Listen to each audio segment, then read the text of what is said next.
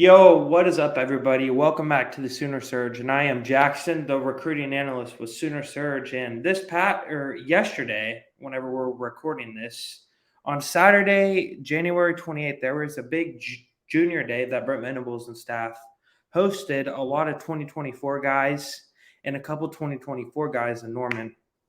Now, this was a junior day that was very important because there was not a lot of five-star prospects there, the high-level guys that you would think of, like the David Stones, the Williams Noweri, let's see who else, a lot of other high-level prospects that you would expect, maybe like the Micah Hudsons, the five stars. But it was a lot of guys there that really the staff is kind of focused in on, like some guys that the staff just really loves, fell in love with their film. We saw a lot of this in the 2023 class.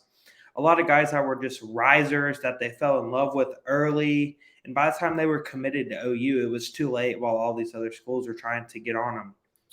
So, yeah, I think we jump right into it. Let's get started. Quarterback Michael Hawkins out of Frisco Emerson, now formerly at Allen. Sooner fans, everyone wants to know about him.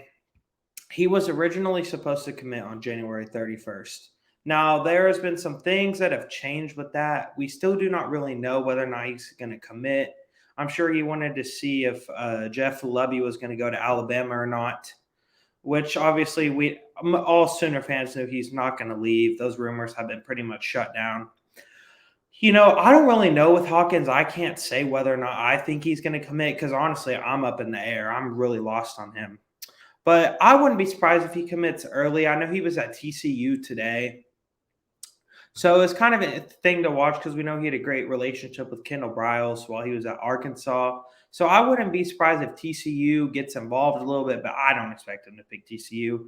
I fully expect him to be a Sooner in the end. And the earlier he can commit, we'll get the ball rolling for 2024. And I think if you can get on this class early, have 75 to 80% of your class committed by the end of the summer, that'd be awesome because once you have all these guys locked down, they can help recruit their peers, and that's big. We saw it a lot in the 2023 class, which I'll probably say a lot was peer recruiting. All started whenever Jackson Arnold really got the ball rolling early. I could see the same thing happen with Michael Hawkins.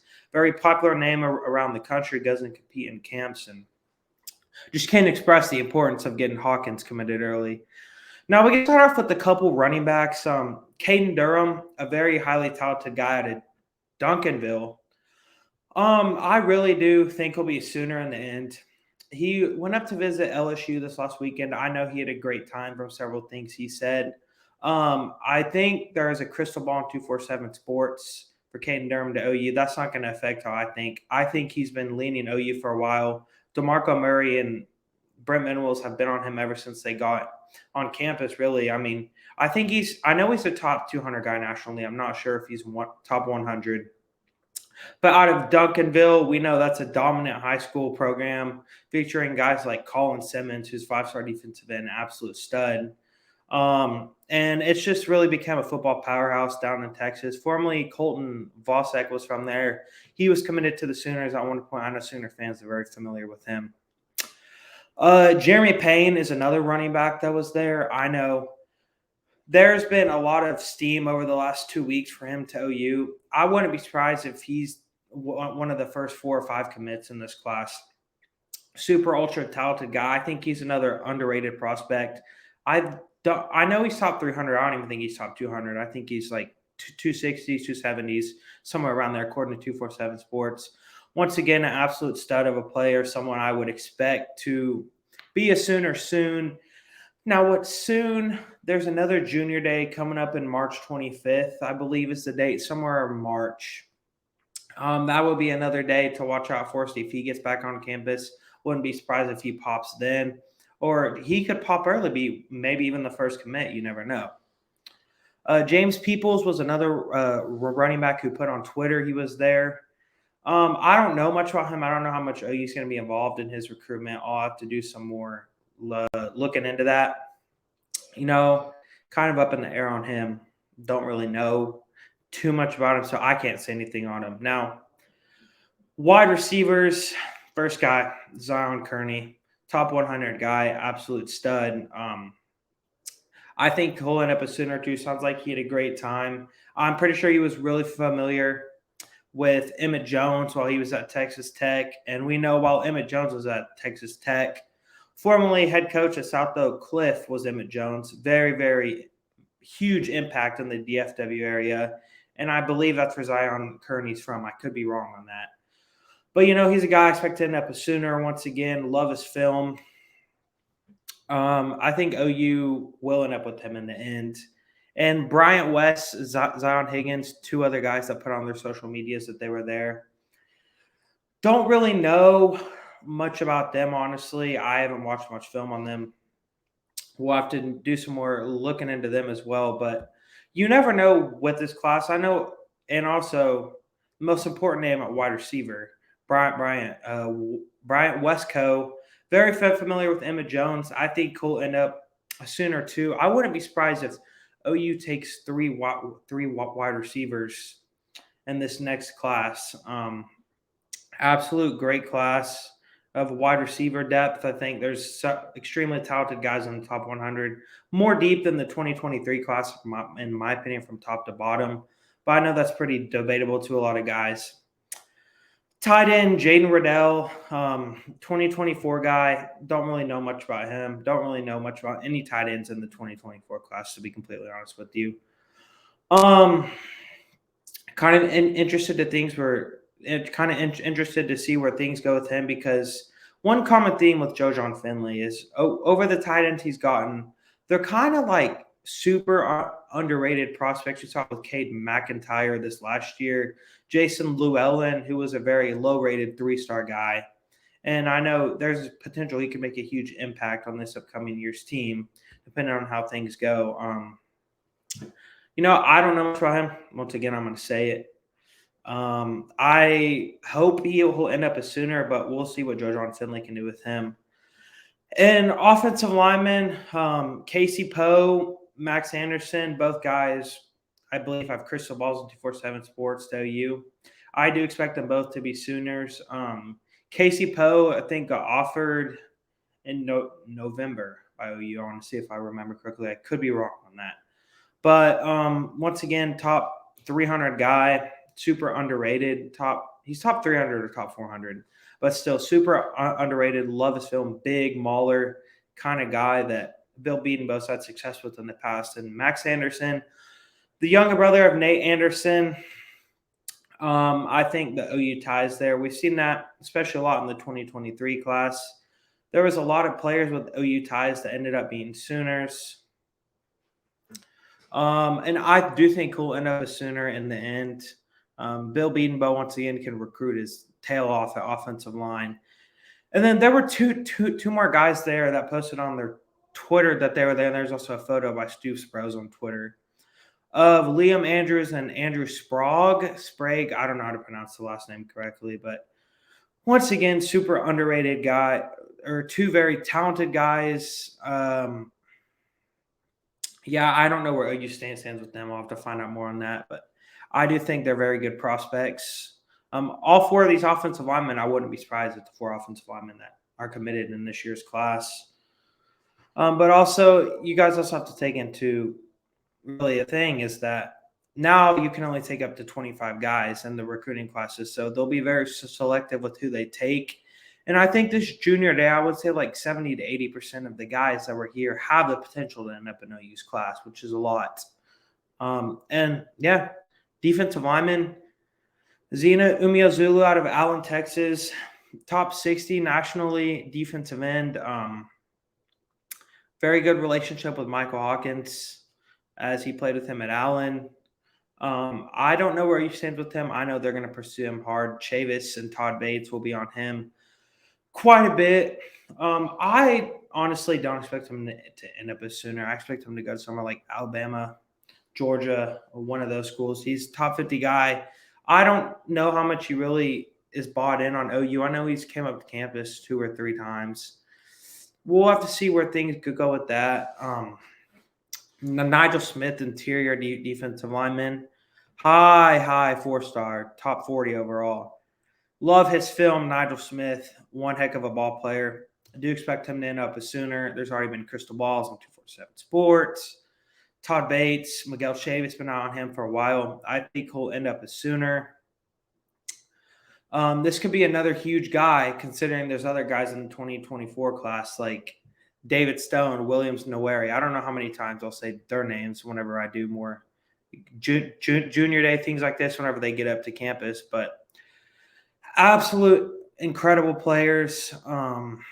Zeno Umeozulu and Nigel Smith would love to have them both in the class. Those are the kind of defensive linemen you need to land in order to be able to build a national championship team in the trenches. And then next guy, Xavier Sims. He's out of Durant, Oklahoma, I believe, if I'm correct. But, high 4-star guy. Love his potential. Right now, he has a lot of things to work on with his technique and stuff. I think he's a good player. Maybe the hustle on the field needs to improve. But I think if you get him under Schmitty, Brent Venables, Todd Bates, they can get him right. I do think he'll end up a Sooner as well. I know there's been some buzz for other schools like Michigan State, same as David Stone, Michigan State. They both have been pushing them both hard, but I think Xavier Sims will end up a Sooner in the end.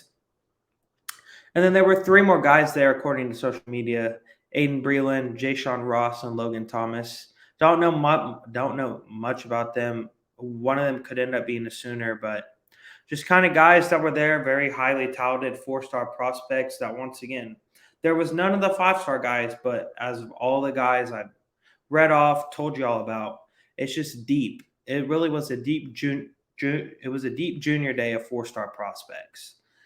And then linebacker Peyton Pierce, man, kid's an absolute stud. Kind of on the smaller end. I think he's only 6'1", 6'2", like 225, 230. Absolute insanely fast, hits hard with physicality, just like Samuel Masigo and Lewis Carter did. Really not maybe the biggest guys physically, but just know the game of football so well. Just hit hard, very high IQ for the game, and guys that Brent Venables has fell in love with. Really while he was at Clemson, whenever he was previously at OU. He speaks Brent Venables to me. He really does. I do think he may be the first guy to pop, honestly, in this OU class. He could be a guy to watch out for over the next couple weeks.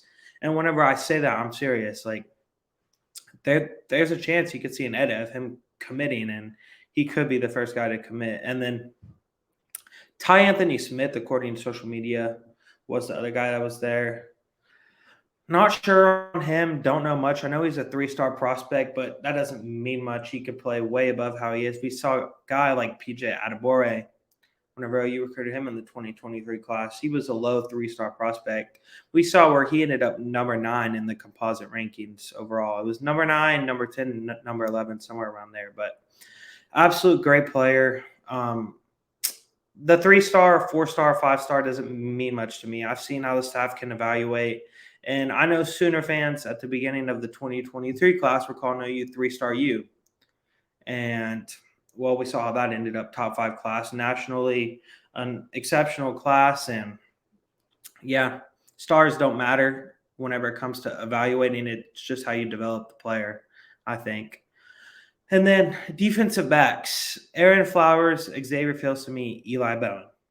All 3 guys – versatile, can play safety or corner. Eli Bowen, the younger brother of us Sooner fans, are very familiar with Peyton Bowen.